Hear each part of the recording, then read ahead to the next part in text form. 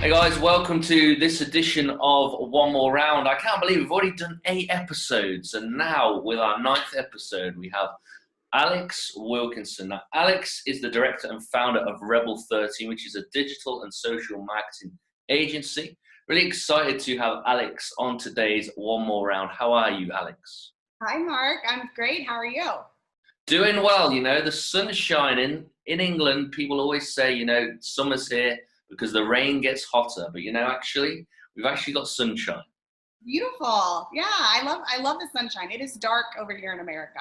It's 6:30 in the morning. So. Yeah, it's early for you. It's early, but this is what we do, isn't it? We make sacrifices in order to be able to really engage and get our message out there. Absolutely. 100%. So thanks for having me on. I'm super excited.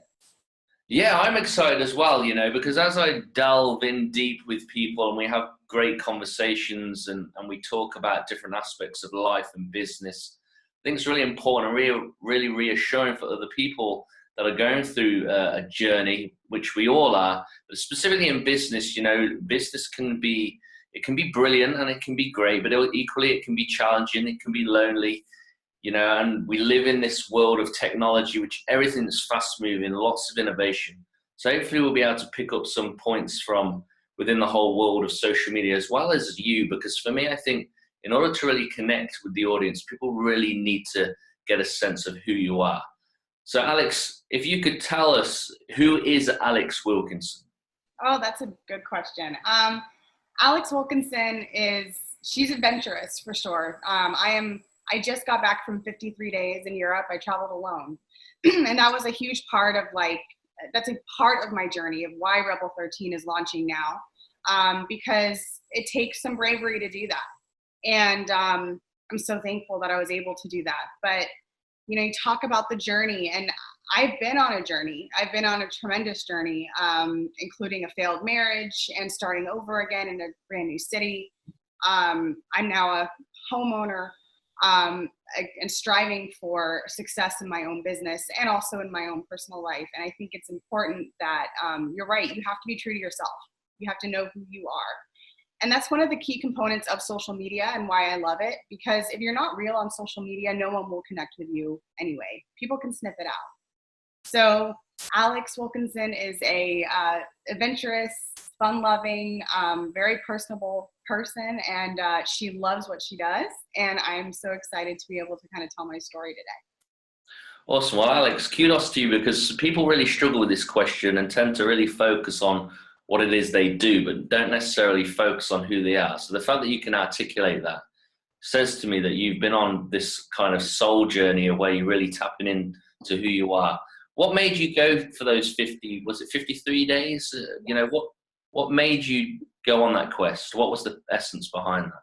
Well, I'm sure, to be brutally honest, the catalyst was a breakup. Usually there is some type of heartache that drives, you look at Eat, Pray, Love, you look at Wild, Reese Witherspoon starred in that movie. There's usually some type of trauma, generally in heartbreak. I've been in a relationship 4 years on and off, and it just was no longer working. And I knew I needed space. I needed a place to go. And honestly, the universe works in beautiful ways. And that trip just fell in my lap. It just came to me. And I didn't have to work for it. It just came to me. That's the only way I can explain it. I didn't have to put my house on the market to rent. I didn't have to find a place to live over in Venice. Somebody emailed me. Mm-hmm. And that was a tremendous experience for me. And, it was lonely and it was scary and it was wonderful and magical and everything you can imagine. But while I was over there, I realized I saw Rebel 13 and having my own, because my company was already in existence. I just hadn't named it. Mm-hmm. So I was successful. My business was successful at that point. That's part of the reason why I could go. But I hadn't fully stepped in. I hadn't given it my all. I was kind of halfway in, halfway out. And you can't be halfway in and halfway out with anything. Mm. In relationships, business, any type of decision, it's dangerous. It's a safe place to be, but it's a dangerous place to be. So after coming back from my trip, this was an easier transition for me to make my business to name it and to officially launch it. Awesome. I love that. Especially what you said, don't do anything halfway. And equally, I think, it's important to know that sometimes we try and force things, and the importance of actually not trying to break the door down, but naturally seeing something open out for you. Your gifting makes room for you. And I think that's really interesting that you were able to make those connections in Europe and move through. If we were to ask you, Alex, what's the one word you want the world to pin to you? What would that one word be? That's a good question. Probably, definitely fearless. I'm fearless, and just, when I went to England, I wasn't afraid. I ran a half marathon. I've done Tough Mudder. I don't know if you guys have heard of it. Yeah, of course. I did one of those. I want to cage dive with great whites. I've thrown my whole heart into relationships and never looked back. And it's just kind of who I am. And I think it's that lack of fear that enables me to continue to push forward. And I think fear is okay. I think fearless is misunderstood. Fearless to me doesn't mean absolute lack of fear. Fear means that you've looked at the fear, accepted it, analyzed it, and worked around it. Because there were many times that I was afraid in Europe by myself. I got trapped on a train in Milan at 9:30 at night. I was supposed to be going to Lake Como, and the train broke. And that was the last train. And there I am in Milan, all alone, almost 10 o'clock at night, a single woman. That was a very scary moment for me, but there were angels there who picked me up and got me to where I needed to go. That wasn't the only time that I was actually 11 o'clock at night. I was alone in Venice, Italy, wandering the streets because the guide at the tour I was on dropped me 25 minutes away from my hotel. Wow. And in Venice, Italy, that is October 31st is completely off season. It's desolate. It was, pitch black. And of course there's no Ubers, there's no roads.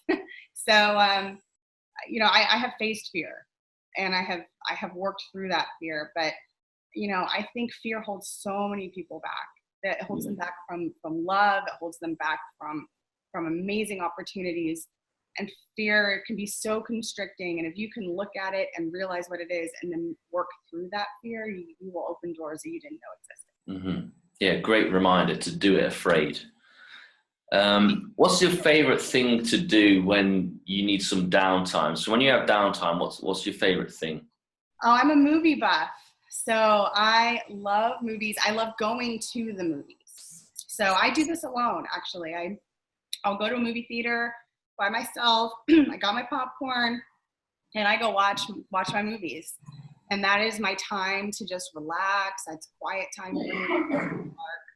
And I love it. So I'm very, that's my thing. I love to read. I'm on my 10th book this year.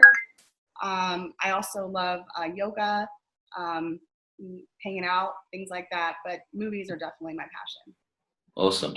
When I think of habits, we tend to think of habits as a negative, in a negative light. But what would you say is your greatest habit today, and what you feel serves you, every day, something that you do consistently? Well, it's a good question, because what I would like to do is so what I'm doing every day that is serving me is I am taking really good care of my skin. I know this sounds weird, but I started like a whole skincare regimen, and I've been seeing great results. And I've realized that all that takes is an extra 10 minutes of my day to really focus on my skin. And I'm actually taking that and translating that into other areas of my life. Something that I just read by James Altucher. I don't know if you've heard of him. He's a big entrepreneur. He just said he uses the 1% rule. So getting better 1% every day. So his theory is that if you do something 1% better every single day, by the end of the year, you'll be 365% better at that. So instead of saying, I need to get 100% better at this tomorrow, or I need to get 50% better at this tomorrow. No, you just do it 1%, because within 10 days now you're 10% better, right? And that's an easier chunk to swallow. So I'm kind of implementing that in my exercise routine. Ideally, I want to work out every day. I want to do at least 3 miles a day. Mm-hmm. It's hard to do, you know, when exercise is difficult. You've got to work it in. And so the skincare, taking that time every day to do that for myself and also investing in that has also enabled me to realize, wow, all it would take is an extra 45 minutes every day for my workout, things like that. Very good. Now, we're obviously massive into personal development, you know, and we obviously all believe that the greatest opportunities are the ones within us, you know. So in terms of books, like I'm always interested, what's been the one book that you could give a shout out to that you believe that we should read? And what would be one business tool, whether it's an app or another business kind of tool, what would they be? Well, I've got 2 books. One isn't necessarily business related, but I think it really does transcend in all areas of life. And it might sound religious, but it's not. It's called The 5 People You Meet in Heaven. I'm a huge proponent of that book. It really talks about, it's about the 5 people that you meet at the end of your life and the choices that you make throughout your life in order for them to meet you at the end of your life and teach you about these lessons. And it's not the 5 people that you think you're going to be meeting. That's a really transcending book because it's all about reflection on you and who you are and who these 5 people might be at the end of your life and what your lessons are along the way. So that's not necessarily a traditional business book, but I think it's an important book. It's very short. It took me like half a day to read. And then the second book, I'm a huge Gary Vaynerchuk fan. You know, I mean, he's so big here in the United States. I'm sure he's big over there in the United Kingdom. But I'm a huge fan of his new book, Crushing It. A big part of that is because it's extremely social media driven. And a part of my business is personal branding. He talks a lot about that, especially how you execute that on social media. And one of the biggest takeaways for me, which I would love to say here today, 30, 40 years ago, people couldn't just start businesses. Like, it was very hard to do. You had to go out and like buy a brick and mortar store, and like people had to like invest tremendously in your business, like way more than now. Now you can start a business on your phone today. Mm-hmm. You know, what he says is true. We are living in the most amazing time. You know, the majority of my business I do on my phone, wherever I am. Mm-hmm. That doesn't make it any less functional or any less correct, but it's, you know what I mean? It's just how it's how the world runs right now. As far as a good app, so my new favorite one is an app called Legend. Sorry, hold on. My throat's a little funny today. Is an app called Legend. And as a social media marketer, I need to create quick, engaging content that can, you know, correspond with the audience that I'm reaching to. And Legend enables you to make these awesome 6-minute little videos with whatever you'd like to write on them. You can add whatever backdrop you want on them, and you can post them on any social media site. I think it's the perfect amount of time to engage your consumers, and it looks extremely professional. And I've been using that app myself to promote my brand for the last 2 weeks. Awesome. Legend. So make a note of that. Legend. Yeah.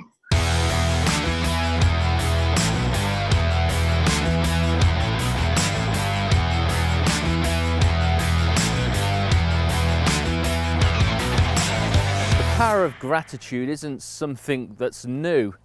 We've been talking about gratitude for years now, but the importance of daily focusing on what you do have and not what you don't have continue to bring that little sense of push that we all need when working our way through life, because it's full of challenges. And what happens is when we focus on gratitude, when we focus on the things we do have, we create this abundance mindset. And it's through that abundance that actually we then feel like we are contributing to other people. Every night before I go to bed, I have a diary where I write 3 things that I'm really grateful for. Because even during the most difficult of days, we can always find something that really resonates, that helps us move forward and has that sense of gratitude. Make sure gratitude is in your life. All right, moving on to one more round. You know, that was the show title that I went for because it really encapsulated what I wanted the show to really give to people. But when you hear the words "one more round," what do you think of? I love your brand name. I wanted to tell you that as a marketer, I think it's awesome. One more round. I always think of like you're getting back up and you're going again.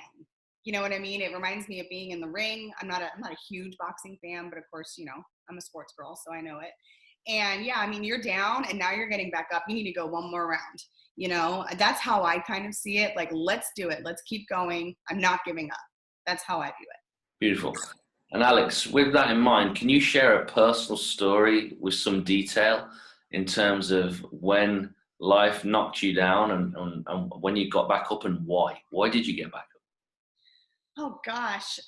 Yeah, I mean, there was a time where I was, you know, not everything's perfect, and I was let go at a job that I really, really loved and I gave my all to, and it just wasn't. Sometimes, you know, you'll learn in life, Mark, sometimes things that you want so badly, the things, you know, the door just is not open for you at that time. And back when I was younger, I used to try to force my way through that. And now I look back and I realize that those opportunities just weren't meant for me. But I was very, very sad about this opportunity that was no longer mine. And I was going to give up the whole business. I was done with advertising. I was done with the whole business. I took about 6 months off. I watched Grey's Anatomy. I checked out. And I rethought everything. I was like, I'm going to just start over again. And then here I am today. So, you know, sometimes blows happen to you and you will question everything. Absolutely. And I don't think questioning things is a bad thing. I don't even think taking breaks is a bad thing or taking a huge step back, because your heart will know when it's doing the right thing. That's the only thing I can describe in this journey, is that my heart has always known when it's on the path. Even when I've tried to deviate and been like, no, I really want to be here, but I really want to be here doing this. Your heart knows, your soul knows. And I'm a big proponent in when you're doing it, like right now, I'm doing it, I'm in it, I'm all in it and I love it, and you just know. So yeah, I've been through some painful stuff. I have, you know, I've lost a marriage. I've lost a 4-year relationship. I've been brought down to my knees business-wise. I've had tremendous financial success where I bought homes, and I have been so broke, I had nothing. Like there was one time I had $16 in my account. I was just staring at it and like, that's everything I got in the whole world, $16, you know? And it's okay. Like you just keep going. And it's a great journey. I think if you just believe in it, you believe in the journey and the process, and you believe in this in your heart, where you're going, you know, the world will open up doors that you didn't know existed. Yeah, so you've been through those peaks and those troughs. Would you say it's typical for you that when you go through a difficulty and a setback like losing your dream job, do you normally just take time out? I mean, you took 6 months out in order to kind of, I guess, grieve, process, reflect. Is that typically kind of the normality for you when something like this happens? That's a good observation. Yes, actually. I tend to want, like, for example, like, you know, when my dream job ended, now I'm in my dream job right now, but back then that's what I thought it was, right? And that ended. Yeah, I took 6 months. I reflected when my relationship ended. I took 3 months and went to Europe, and yeah, I like to I need to process. I need to see and understand. And I think people don't do that enough. And I'm thankful I have those opportunities to do that. I understand not a lot of people could maybe take 6 months off to reflect on their life. I had the financial opportunities at that time to do that. So, you know, I do think it's important, though, that people do the work. And when I say do the work, I don't just mean business-wise. I mean in here. Because what happens is people are running away from pain. And they're, instead of sitting in it and feeling it and going through that. And that is the hardest thing to do. That is the hardest thing. Sorry, something came up on my computer. That is the hardest thing to do. And they don't want to do it. I get it. I didn't want to do it. But you got to sit in it. You got to feel it. You got to understand it. You got to go through it. And then you pop out on the other side and you're stronger than ever. Yeah. I think that's important, just to remind people that we go through life. We don't stick at one point. Everything we go through is temporary and not permanent, whether that's success, failure, high, joy, birth, death, disease, health, it's all go through. And I guess if you are going through a difficult time, it's reminding yourself that we go through it. And if you are in a good season of blessing, it's being grateful and thankful and being mindful of the fact that, life is both rough and smooth. It's both brutal and beautiful, and that's what makes life life. Yes, exactly. Awesome. So what do you think made you keep going? What makes you keep going? Like, why? Like, why not just sit and watch Grey's Anatomy for the rest of your life? Oh, trust me. I have been there. Because I believe that I know that I'm capable, what I'm capable of. And I also know that, that sitting around and wallowing in anything, whether it's a loss for business or a personal loss, it doesn't get you anywhere. But also I do believe that you're guided to what you need to do. Like, you already know what's going on. You may not want to believe it. You may not want to admit it, but you know where you're going. Mm-hmm. You're doing yourself a disservice by not making yourself the best person that you can be every day. Mm-hmm. And this has taken me a long time for me to understand this. And there are some people who aren't capable. I hate to say that, but it's true. There are some people the people who you see in your life who tend to be stagnant, that's okay. That's who they are. They actually aren't capable of going to the next level. And, but the sad thing is they haven't opened that door yet for themselves, because the reason why I say they aren't capable is because they don't believe they are. And so they aren't. And you can't tell somebody that they're capable until they believe it. So it's a we can, as entrepreneurs and as business owners, we can sit around and say, oh, but look at this whole opportunity you have. Look at this whole other world that you have. But until they can understand it, they won't. And that's been tough. Like, I've noticed in general, just some shifts in mindsets, especially with people closer in my maybe in my acquaintance circle, who just don't understand the lifestyle that I live. Mm-hmm. Have you ever run into that too? Like, I feel like some people, like when I went off to Europe, most people were extremely supportive, but I had a few that said I was, crazy, going through a crisis, kind of losing my mind. And the one thing I said is, I was like, hey, listen, if I'm going to go through a crisis, then I'm going to do it on a gondola in Venice. And I did, so sometimes it's hard for people to relate to your lifestyle. Yeah. And again, I just keep going. I don't listen to the haters. You can't. Yeah. Can see that. Can see your perseverance. I think you've got to own who you are, and actually, as long as you're being true to you, it really doesn't matter whether somebody agrees with it or not. You've just got to make sure that you are fulfilling what you believe is within your heart and soul. And you clearly do that.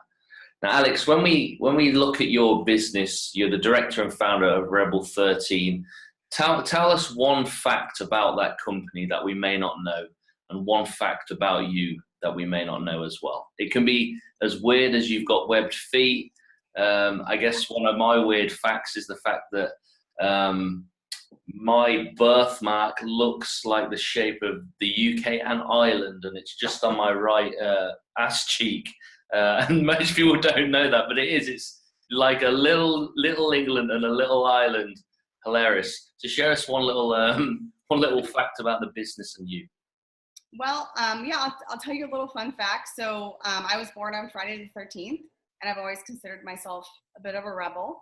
But the real naming actually comes from the fact that rebel means one who rises in opposition, and 13 in numerology actually means change and disruption. So it's a perfect combination for for the advertising and marketing world, because that's two things you definitely want to do. And the business is so near and dear to my heart, and it's named my favorite colors. I love purple. You're going to see when it launches this week that it's going to have lots of purple in it. And then as far as me, it's strange that you said that, Mark. I have a birthmark on my thigh that looks just like England. Which is, I mean, really weird that you said that. Like, it's like this big and it's on my upper thigh, and it's like not a lot of people have seen it, obviously. So, this is a special little thing. But yeah, it's the same thing. But another thing that I can do is I am actually double jointed in both arms, and I can. It's so gross. I can actually spin my arms all the way around. Can you do that? I'm not going to do it on TV. You're not? People want to see it now. Go on. Gross. Go on, Alex. I don't know if I can show you. You can. Well, let's see. So, because it's kind of hard because. Yeah, no worries. Let's see if I can do it. Can you see that? Can you Yep. see my hand? Yeah. All right. You ready? Oh, Alex. Yeah, that's pretty intense. I can't believe I just did that. So, I'm double jointed in both arms. I can also clap like this. What you like? I can do weird stuff. I've seen but that. like I said, my dream, if anybody can do, I want to cage dive with great whites. That's next on my list. Very cool. Yeah, there's plenty of sharks around, so just be careful. Well, I'm in Tampa, Florida. Not I necessarily. was on about people, really. No, right. And I do have a pug. So I can see that. A pug mug. Lovely. What is the essence of Rebel 13? Rebel 13, even though it does sound like rebel and everything, it is about, you do have to take a certain amount of risks in order to be successful in advertising, and really in order to be successful in everything. However, it's not a risky business. We'll work with anybody, and I've worked with any scale. So I've worked with companies like Disney and DreamWorks, Lego, Nintendo, Mattel. And I've worked all the way down with the smallest mom and pop shops you can imagine. So, I treat everybody like they're my Disney. And I believe that everybody deserves to be treated that way. So, when it comes to, I think, when it comes to actually executing any type of campaign, we do it with a lot of thought. We do it with a lot of understanding of your brand. We also do it with a lot of thought with how we're going to be reaching your exact audience. So nothing happens, just nothing's flippant, because, for example, if I put you in front of 10 people who are your core audience and they adopt you, that could be a lifetime for you. So a lifetime of finances for you. So just want to make sure that we're always connecting you with the right people for your brand. Awesome. Yeah, I think that's important. Just quickly, give me one tip within your industry. One tip, short, concise, relevant content. Like it. All the time. Short, concise, and relevant. If you follow those 3 rules, you'll be successful. And when I say short, I mean under 30 seconds. Very good. Alex, just finally, where do people find out more about you? How do they engage? How do they carry on this conversation with Alex Wilkinson? Sure. We'll go to rebel13marketing.com. You will have everything at your disposal right there, rebel13marketing.com. You'll be able to connect with me on my personal Facebook, my Instagram, my LinkedIn. Connect with me directly. And you can learn all about my business, but I would love for you just to connect. I love to follow and connect people on social media. So awesome. Yeah. It's been great to have you on this episode of One More Round. Thanks, Mark. This is awesome. Thank you so much. I just wanted to recap on some of the things that I learned from that interview with Alex. The first one was you can't be half in and half out. You've got to be all or nothing. The next reminder was very much that circumstances are temporary and not permanent. And the word rebel actually means to rise up when you face opposition, which I really love. I never knew that. So thank you, Alex, for that. And lastly, don't force things. Allow things to naturally become. My final thought is, yes, it's important to go with the flow, but it's even better to be the flow. Hope you enjoyed today's episode of One More Round.